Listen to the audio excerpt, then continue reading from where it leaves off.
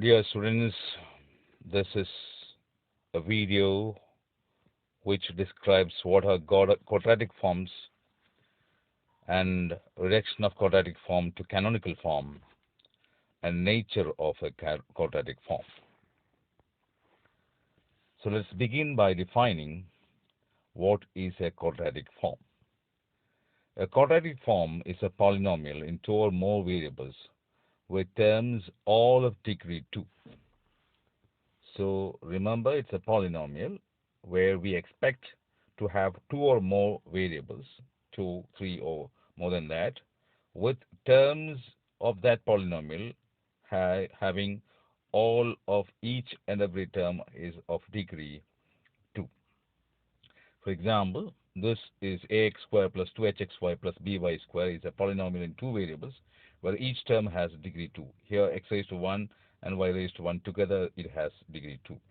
So another example, in three variables we have g of x, y, z, which is a polynomial in three variables, 3x squared plus 2y squared plus 6x z squared plus 4xy minus 5yz plus 6xz. So it's a polynomial. Here you see 2, 2, 2 here, 1 plus 1, which is 2, 1 plus 1, 1 plus. So it's a polynomial having all the terms of degree 2. So another one in three variables where the variables are x1, x2, and x3. x1 square plus 2x2 square plus 6x3 square plus 4x1, x3. It's quadratic form in three variables x1, x2, x3. Now let us represent a quadratic form using matrices, matrix representation of a quadratic form. Every quadratic form can be written in the form x transpose into A into x, where x is a column matrix of variables and A is a symmetric matrix of coefficients associated with the quadratic form. So every quadratic form can be written in this matrix form x transpose A x. So as to illustrate that way of writing the matrix representation corresponding to a quadratic form, suppose you have the quadratic form 3x squared plus 4y squared plus 5z squared. Here it is very easy to write it. Here the variables are x, y, z. This is x transpose. This is x, and this is the corresponding. So to write the A, the matrix A, what you have to do means coefficient of x squared should be written first, and coefficient of y squared as a second element along the diagonals, and coefficient of z squared. So the other things will be 0. So this is the first example, and let us see the next example, and it will be more clear to you. Consider this quadratic expression, quadratic form, rather. 3x squared plus 4y squared plus 5z squared. This was the three terms in the previous example, and apart from that, suppose you have these three terms also. Then these two threes are actually the half of the coefficient of xy. So first row is for x, second row for y, third row for z, and this first column for x, second column for y, and third column for z. So it is this 3 is the coefficient of x squared, x into x, then x into y. xy has 6. Half of that will be written here, half of that will be written here. Then minus 2xz, xz, half of the coefficient of xz is minus 1 will be written here, and minus 1 will be written here. So this 2 is the half of coefficient of yz, so the same will be written. So it's a symmetric matrix, remember.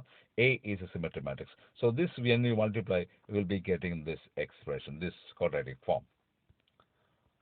Now illustration 3, this another one, just to 3, 2, 6 I have to write along the diagonals first. Then this is the matrix A, and 4 halved is 2, 2 here. 5 halved is minus 5 by 2 here, minus 5 by 2 here, and 6 halved is 3 and 3 here. 6x is z, x is z, then this is zx, so both are the same. So half 3 here, 3 here, okay. Now, before we proceed, let's have some more definitions. What are orthogonal matrices? Orthonormal matrices also. A square matrix P is said to be orthogonal or orthonormal if its transpose is P inverse. So it's invertible, whose inverse is just like the transpose. So here is an example: cos theta minus sin theta cos. So you can see that first column, square of cos theta and square of sin theta will give you 1, And here minus sine square theta plus cos square theta is also minus sine theta whole square is sine square theta plus cos square theta is also 1. So each column will have the sum of the squares of the elements will be as 1. So you can see that more than that, this as a vector and this as a vector, if you take the dot product, the total thing dot product must be 0. Cos theta with minus sine theta plus sine theta with cos theta will be 0. So column wise they are perpendicular, and what is that? This column has norm 1. We say this also has norm 1. This is another example. You can see that minus 1 by root 3 whole square plus 1 by root 3 whole square plus 1 by root 3 whole square is 1 by 3 plus 1 by 3 plus 1 by 3, which is 3 by 3, which is 1. Similarly, here you will be getting 1. Here also it is 1. And apart from that, you can see that dot product of this column with this column, you will be getting 0. This column with this column is 0. And the first and last column, if you multiply that, also with 0. So this is another example of orthogonal or orthonormal matrix. Now this is an important section, reduction of quadratic form to canonical form. So if we have a quadratic form, let us reduce that to its canonical form. So what is meant by canonical form of a quadratic form? Given a quadratic form like this, in n variables, say x1, x2, etc., xn, it is represented as x transpose into ax. Then we say the corresponding canonical form is this one, y transpose dy, as its canonical form if this becomes simply terms involving only y1 square, y2 square, etc., yn square, and nothing more. That means it will not be having a term containing y1, y2, term combining y2, y3. Different product of two different variables will not be there, but product of the same variable. That means squares of each of the variables will be there. And apart from that, we will be having the eigenvalues of the a as the coefficient of each of the variables, squares of the variables, where lambda 1, lambda 2, etc., lambda n are eigenvalues of a, and x equal to py with p as orthogonal matrix such that a equal to p transpose dp, which is same as p inverse dp, is the similarity representation of a, where a is similar to the diagonal matrix. D contains eigenvalues of a as diagonal elements lambda 1, lambda 2, etc., lambda n. So this expression is what we call it as canonical form of this quadratic form. And now we have to learn what is meant by nature of quadratic form. So there are 5 types of quadratic forms. One is positive definite.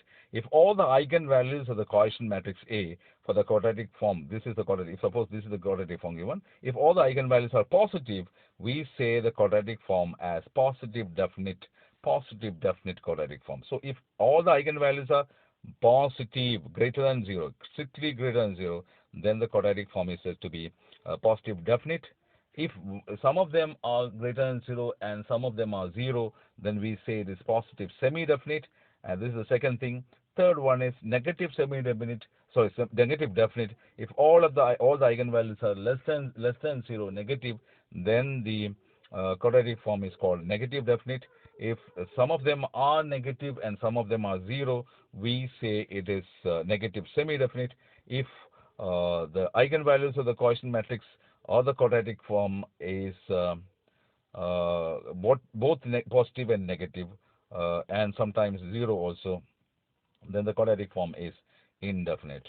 Positive and negative eigenvalues are there for the coefficient matrix A, then we say the quadratic form as indefinite quadratic form. Now let's have 1 or 2 problems to illustrate these concepts. So this is the first question. Reduce the following quadratic form to its canonical form and determine the nature of the quadratic form.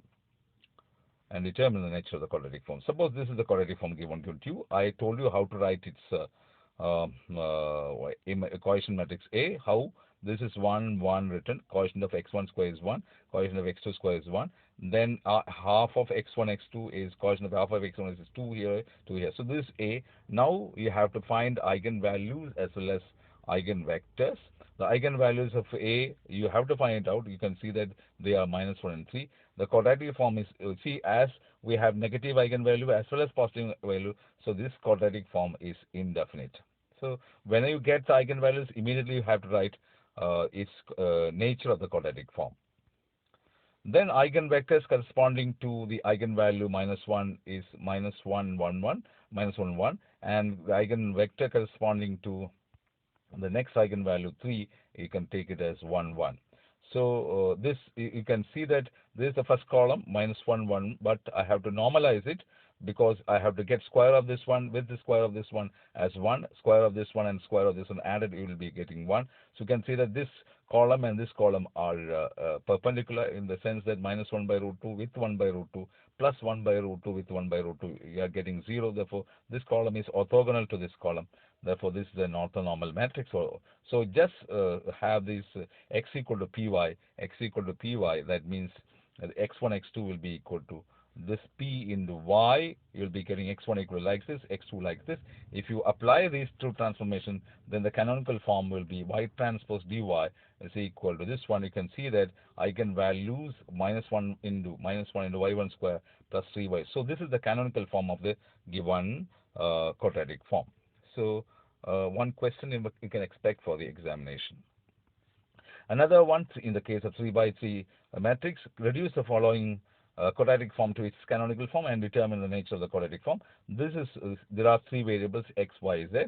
Therefore, you will have a quotient matrix of 3 by 3 symmetric matrix. So 1, 2, 3 I have written along the diagonals. Half of 4 is 4, 2, 2 here. Other things are missing, so 0, 0, etc. You can see that this is uh, this is, you can see the eigenvalues you have to determine. You can see that the eigenvalues you have to check. The eigenvalues are 1, 2, 3 here. Then the quadratic form is positive definite because all of them are positive. Therefore, the quadratic form is positive definite. Then the canonical form is 1 into y1 square plus 2 y2 square plus 3 y3 square, where you have to determine this p. Therefore, you can get the transformation equation of the variables containing x, x, y, z transformed to y1, y2, y3. So that's all here in this video. You have to work out some examples and see how you can reduce a given quadratic form to canonical form. So that's all in this video. Thank you for watching this video.